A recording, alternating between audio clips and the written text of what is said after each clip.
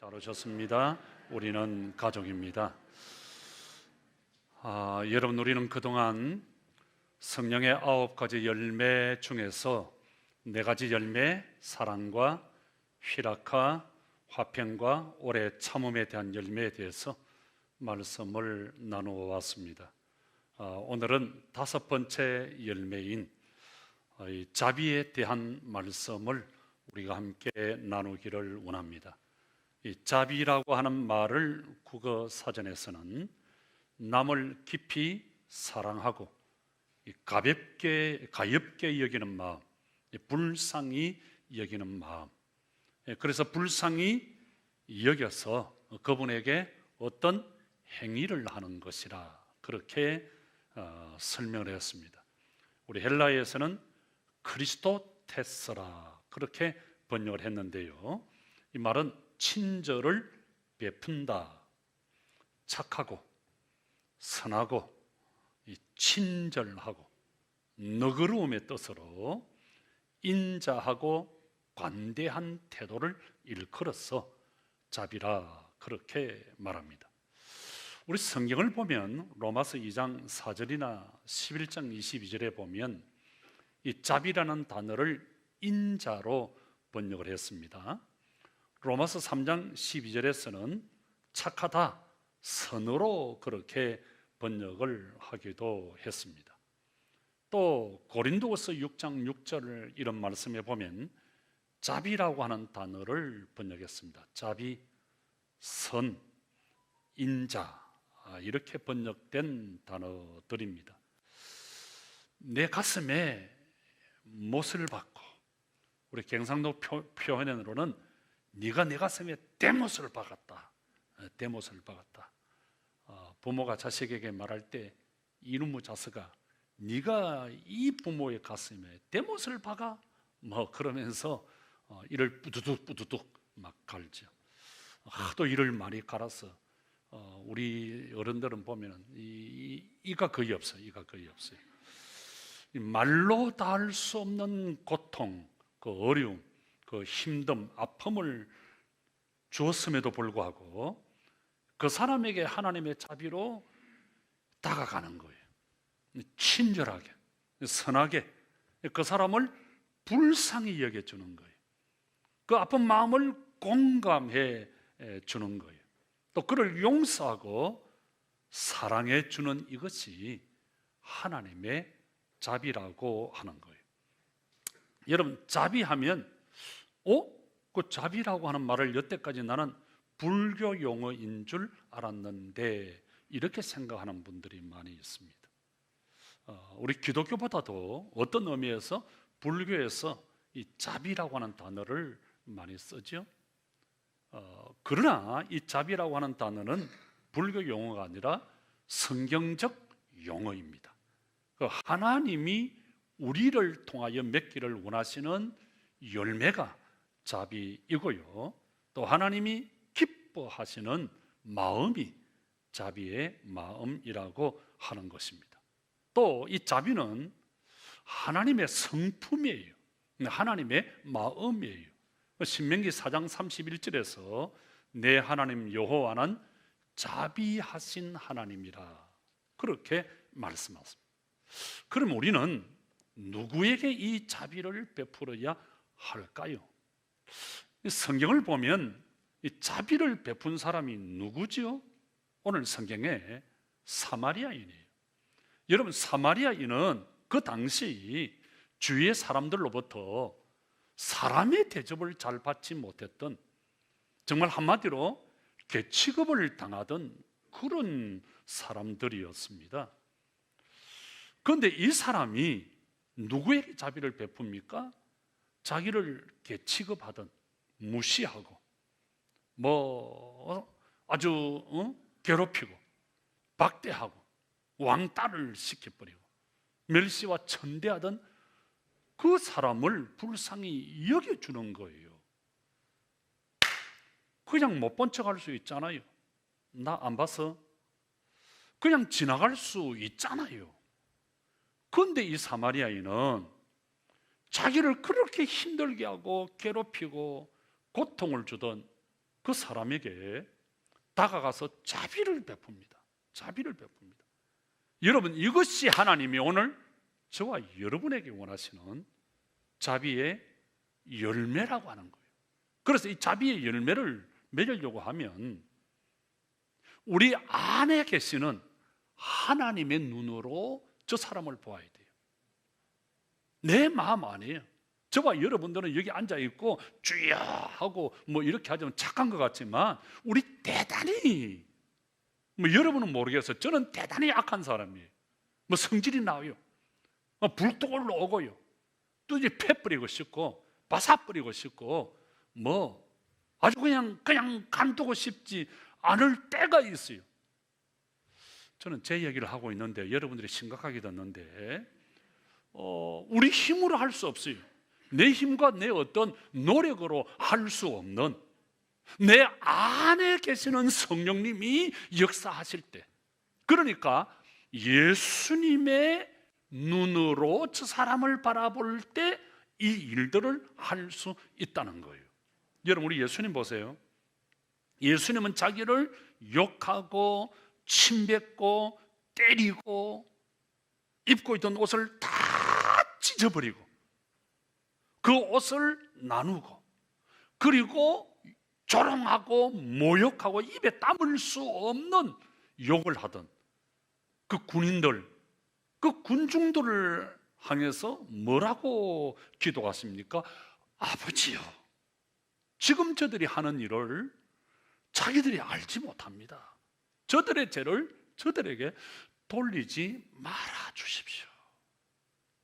그 예수님의 그 자비, 비슷한 기도를 하는 분이 또 있죠. 사도행전 7장에 보면 하나님의 자비를 전하다가 원수들에 의해서 돌에 맞아 죽는, 지금 피를 토하고 죽어가면서 스데반이, 주님, 저들이 자기들이 하는 짓을 알지 못합니다.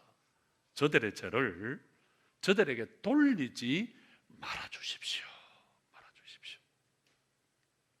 여러분, 우리의 힘으로 자비를 아니, 아버지의 마음, 아버지의 마음이 가 있는 그곳에 오늘 우리의 마음이 가 있어야 됩니다. 여러분, 성도가 뭡니까? 마데타이, 제자가 뭡니까? 아버지의 마음이 가 있는 그곳에 우리의 마음이 가 있어야 됩니다. 그래서 아버지의 마음으로 사람을 볼 때, 아버지의 마음으로 그 어떤 사건을 볼 때 우리가 이 자비의 열매를 맺을 수가 있는 거예요.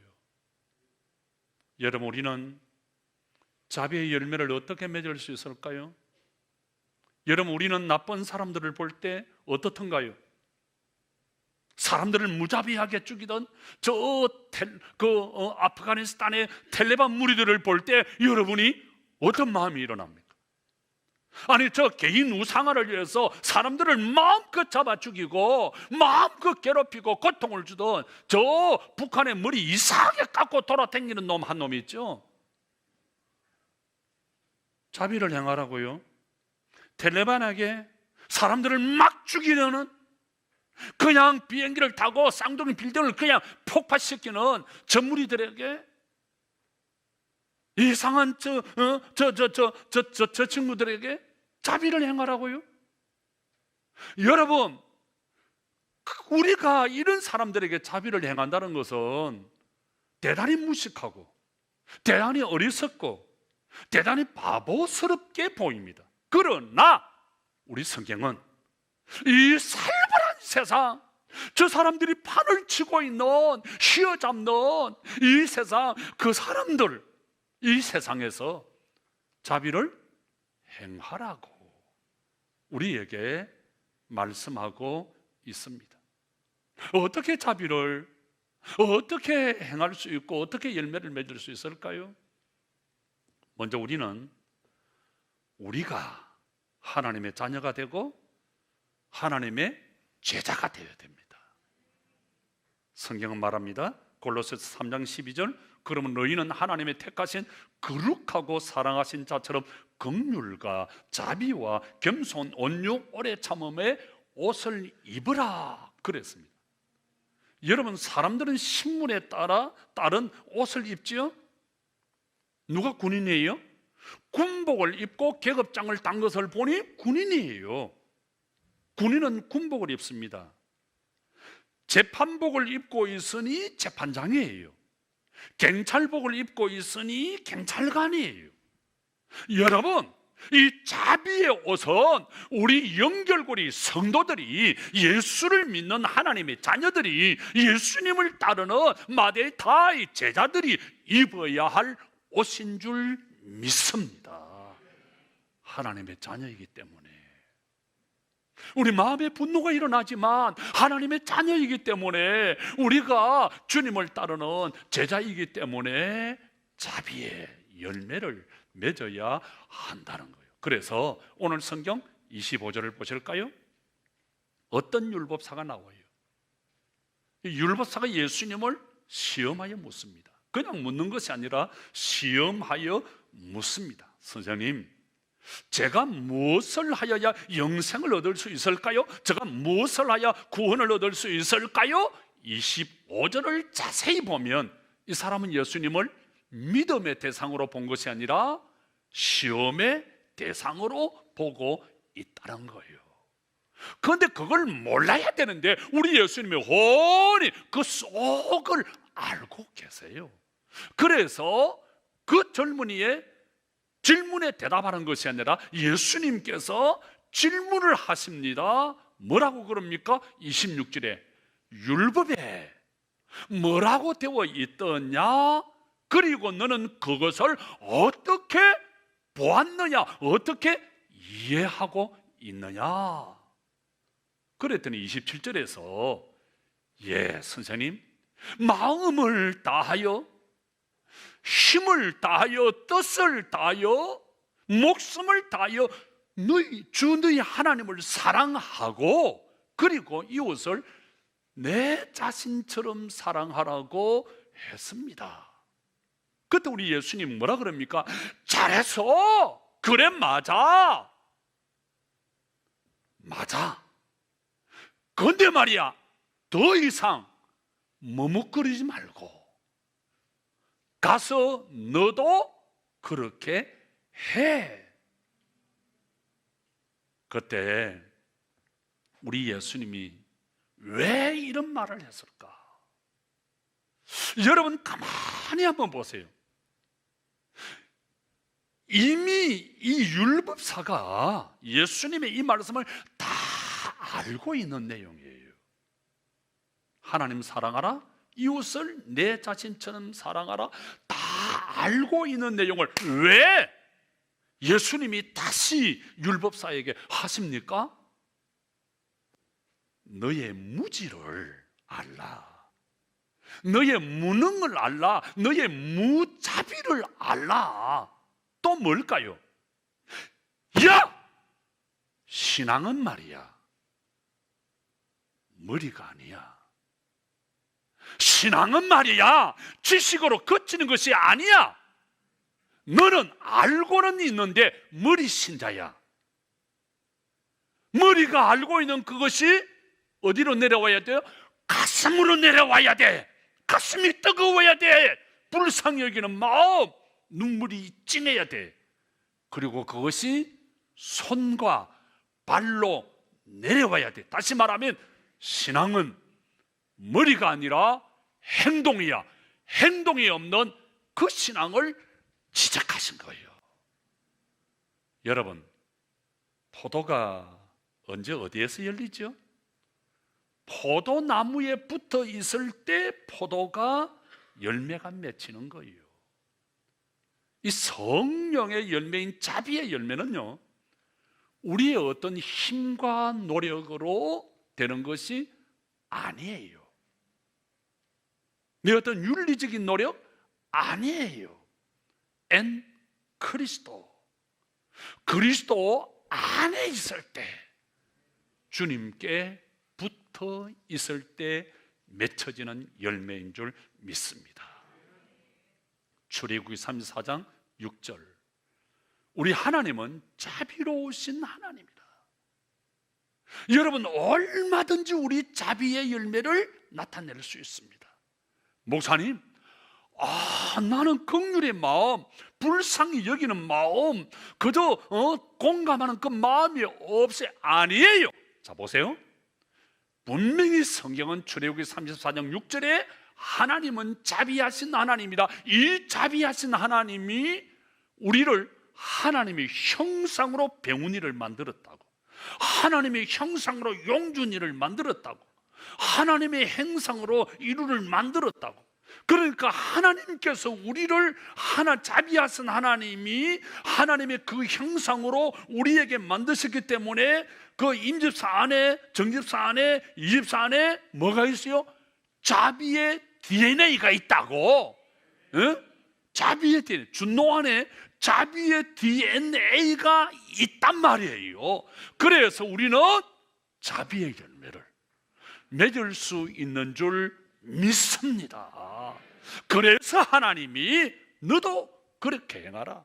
여러분, 성경을 가만히 보면 이 성경 어렵고 힘들고 우리가 할 수 없는 것을 하라고 말씀하지 않습니다. 여러분, 자녀들에게 할 수 없는 것을 제가 우리 사랑에게, 야 사랑아, 저기 서울에 네 운전해가지고 이모한테 갔다 와, 내가 그런 신문을 세울 것 같아요?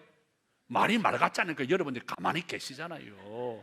할 수 없는 것은 시키지 않습니다. 야 사랑아, 저거 좀 가져와 줄래? 할 수 있는 것을 시킨단 말이에요. 우리 하나님이 우리가 사랑이보다 더 철이 없고 어리고 연약한 우리잖아요. 우리가 할 수 없는 것이 아니라 할 수 있는 것을 하나님은 우리에게 하라고 하십니다. 그래서 우리 마음속에 자비의 DNA가 있어요. 심어 주었어요. 할 수 있습니다. 하면 됩니다. 우리 한번 해보자고요.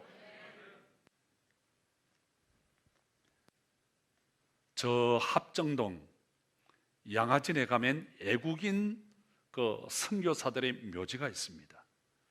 자료에 의하면 1885년에서 1945년까지 이 조선 땅에 선교하던 선교사는 1559명이었다고 합니다.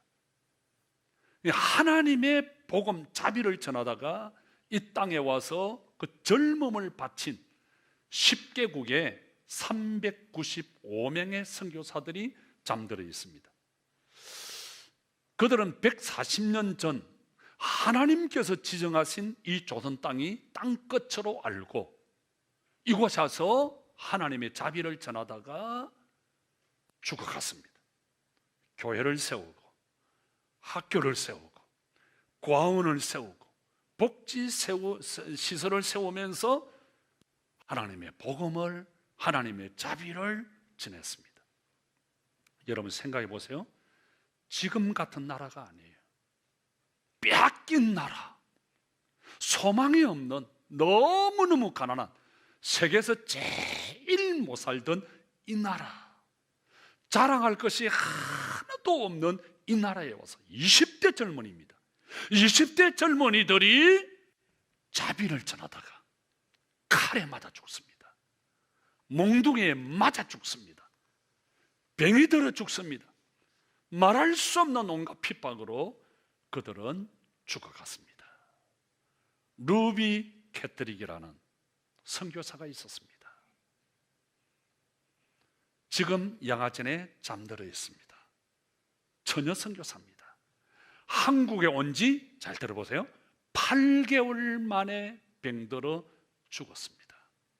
그는 죽어가면서 자기를 후원해 주던 텍사스의 옛 청년의 친구들에게 편지를 보냅니다.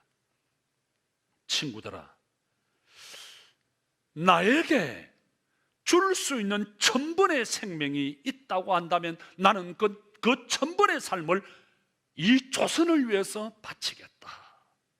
친구들아, 내가 만일 죽으면 너희들이 와서 10명씩 20명씩 조를 짜서 와서 이 조선 땅에 내 대신 복음을 전했다고 마지막 편지를 보냅니다.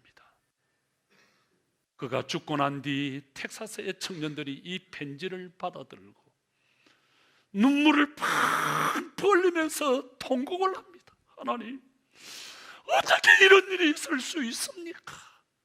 그리고는 눈물을 닦으면서 우리가 가자, 우리가 가서 조선 땅에 복음을 전하자, 우리가 가자.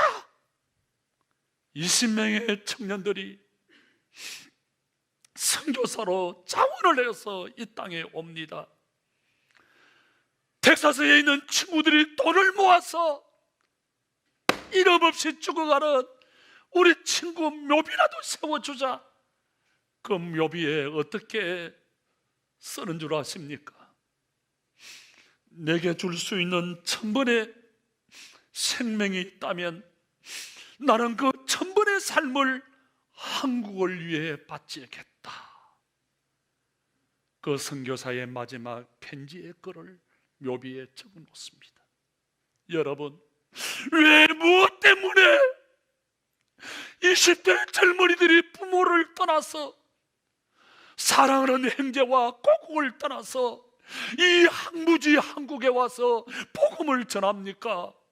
왜 무엇 때문에 젊은 청춘을, 아까운 하나밖에 없는 생명을 이 소망이 없는 노름하고 술 먹고 그저 개판치고 미신 섬기고 우상 섬기고 아무 소망도 없는 이 나라를 위해서 그들은 젊음을 왜, 무엇 때문에 하나밖에 없는 생명, 20대의 그 팔팔한 생명을 이 나라를 위해서 바칩니까?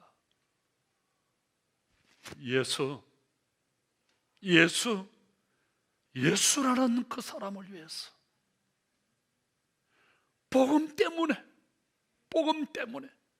예수님이 자비의 열매를 맺으라고 했으니까 그 자비의 열매를 맺기 위해서 20대 젊은이들이 부모 형제를 떠나서 이곳에 와서 자기들의 모든 젊음을, 생애를 바치는 거예요. 복음 때문에. 여러분, 우리가 예수님의 마음, 불쌍히 여기는 마음, 긍휼히 여기는 마음, 자비의 마음을 갖지 아니하면 옆에 앉아있는 성도들을, 우리 이웃들을 사랑할 수가 없어요. 여러분, 많은 교회들 보죠?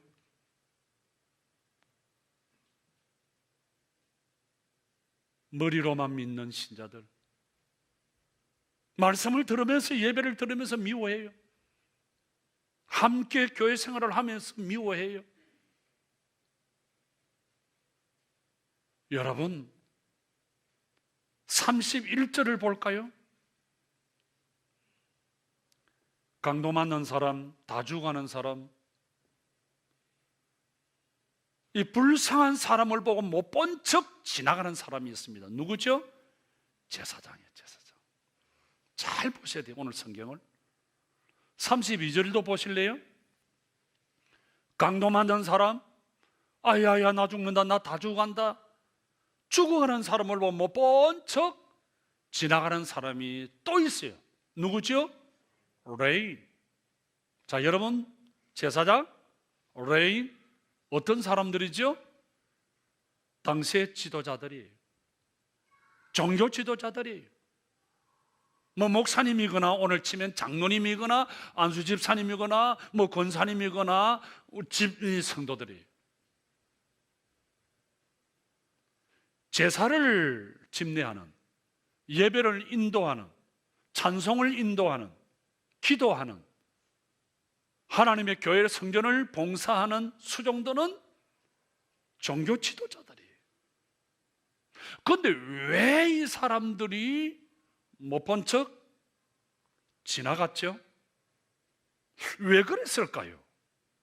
저는 이게 알고 싶었어요. 내가 할 일이 아니라고 생각을 해요. 나는 이 일보다 더 중요하고 귀한 일이 있어? 아이고, 피를 보고 만지면 불결해. 이건 아니야. 그 무자비 아버지의 마음이 없었기 때문에 그들은 그냥 지나간 거예요. 자, 여러분, 제가 여기서 깨달은 게 하나 있어요. 우리 예수를 믿으면서 적어도 종교주의, 의식, 율법주의적 신자가 되어서는 안 되겠다는 거예요. 고정관념을 깰 줄 알아야 되겠다는 거예요. 여러분, 제사장 이런 사람들, 레인 이런 사람들, 교회를 섬기는 이런 사람들, 내가 이것보다 하나님께 예배하고 하나님을 찬양하고 하나님께 기도하고 하나님을 섬기는 이 더 중요한 일이 있어. 더 귀한 일이 있어. 여러분, 예배가, 제사가 그렇게 중요한 겁니까? 또 제가 깨달은 것이, 적어도 정없는 인간은 되지 말아야지. 냉혈 인간, 피도 없고 눈물도 없고 정도 없고 사람다움이 없는. 자, 여러분, 우리는 하나님도 아니고 천사도 아니고 인간이에요.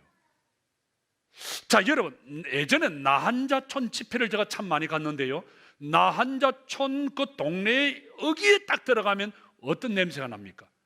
닭똥 냄새가 확 나요. 닭이 모여 있으면 닭 냄새가 나요. 개가 모여 있으면 개 냄새가 나요. 돼지가 모여 있으면 돼지 냄새가 나요. 자, 그럼 한번 맞춰보세요. 사람들이 모여 있으면 어떤 냄새가 날까요? 천사의 냄새가 날까요? 하나님의 냄새가 날까요? 어떤 냄새가 날까요? 사람 냄새가 나는 거예요. 교회, 사람 냄새 나야 합니다. 그런데 왜 여러분들 거룩한 척 합니까?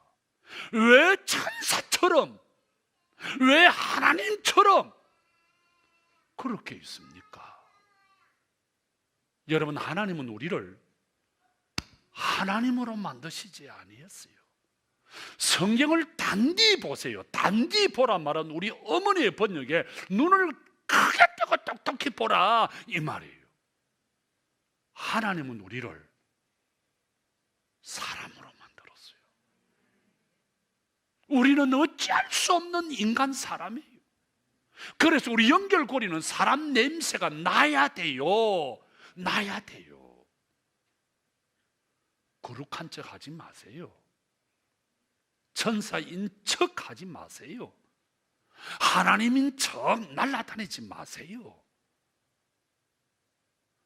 오늘 본문을 보면 뭘 지금 우리 예수님이 말씀하십니까? 야, 너는 사람이야. 예배, 야, 제사장이라고. 예배가 중요하다고, 찬양 기도가 중요하다고. 오케이, 중요해. 그러나 진짜 중요한 게 뭔 줄 알아? 야, 예배도 중요하고 찬양 기도도 중요하지만 사람이 중요한 거야. 사람을 살려야 돼. 여러분, 안식일이 중요합니까? 사람이 중요합니까? 우리 예수님은 안식일을 위해서 사람이 있다 그렇게 말씀하신 것이 아니라, 안식일이 사람을 위하여 있는 것이 아니라 안식일이 사람을 위하여 있는 거다. 사람이 안식일을 위하여 있는 것이 아니라. 여러분, 오늘 성경은 우리에게 뭐라고 말씀하고 있습니까? 우리 하나님께서 우리에게 말씀하시는 것은 자비, 주님의 그 아픈 마음, 긍휼의 마음, 불쌍히 여기는 마음이 있어야 예배할 수 있고 찬양할 수 있고 기도할 수 있고. 제가 그전에 우리 부목사님들에게 그런 이야기를 한 적이 있습니다. 교인들을 위해서 기도하고 신방할 때 불쌍히 여기는 마음이 없으면 안 가도 좋다. 가지 마라. 가지 마라. 자, 여러분, 제가 여러분들을 사랑하는 마음, 불쌍히 여기는 마음, 긍휼히 여기는 마음 없이 형식적으로, 종교적으로 나 목사니까 그냥 대충 기도해버리고 대충 떼어버리고 그렇게 하면 어떻게 될까요? 참 기분 나쁘겠죠. 사기죠. 사기꾼이 되죠. 진짜 긍휼의 마음을 가지고, 우리 예수님 보세요. 예수님은 배고픈 자를 먹이실 때 언제나 성경은 이렇게 말합니다. 무리를 긍휼히 여기시고, 이렇게 나옵니다. 병든 자를 치료할 때도 항상 불쌍히 여기시고, 이렇게 나옵니다. 언제나 우리 예수님은 어떤 이적과 기적을 행하실 때 불쌍히 여기는 마음으로, 불쌍히 여기는 마음으로. 여러분, 우리 예수님께서 율법사에게 하신 말씀이 뭐예요? 너도 이와 같이 하라. 37절에 너 이와 같이 하라. 자, 여러분, 누가복음은 이 자비의 복음이라고요. 누가복음 6장 36절에 보면 하늘에 계신 너희 아버지께서 자비로우신 것 같이 너도 자비로운 사람이 되라. 자비로운 사람이 되라. 1930년 어느 날 빵 하나를 훔치다가 잡혀서 재판을 받는 노인이 한 분 있었어요. 이분이 재판장에게 이런 이야기합니다. 저는 열심히 살았습니다. 그런데 이제는 나이가 많아 어느 곳도 저에게 일자리를 주지 않습니다. 제가 사흘을 굶었습니다. 너무 배가 고파서 제가 지나가다가 빵 하나를 훔쳐서 먹었습니다. 제가 잘못했습니다. 용서해 주십시오. 판사가 판결을 내립니다. 피고는 아무리 사정이 딱하다 해도 남의 것을 훔친 것은 잘못입니다. 법은 만인에게 평등하고 예외가 없습니다. 당신에게 $10, $10의 벌금형을 내립니다. 재판장에 앉아있던 백수십 명의 사람들이 막 웅성해서 이건 인간적으로 너무 심하다. 판사가 논고를 계속합니다. 여러분, 이 노인이 빵을 훔친 것은 이 노인의 책임만이 아닙니다. 적어도 이 도시에 살고 있는 우리 모두의 책임입니다. 그러므로 재판장인 나에게도 $10의 벌금형을 내립니다. 그리고 이 자리에 앉아있는 여러분에게도 50센트의 벌금형을 금고합니다. 이상 재판을 마칩니다. 이 사람이 누군가 하면 라가디아라고 하는 크리스찬입니다. 이 사람이 이 유명한 판결로 1933년부터 1945년까지 세 번이나 뉴욕 시장을 역임합니다. 그리고 많은 사람들의 존경을 받습니다. 뉴욕에 가면 라가디아 공항이 있습니다. 바로 이 사람의 이름을 땄습니다. 성경은 말합니다. 시편 18편 25절, 자비를 행하는 자에게 내가 자비의 복을 주겠다. 기도합시다.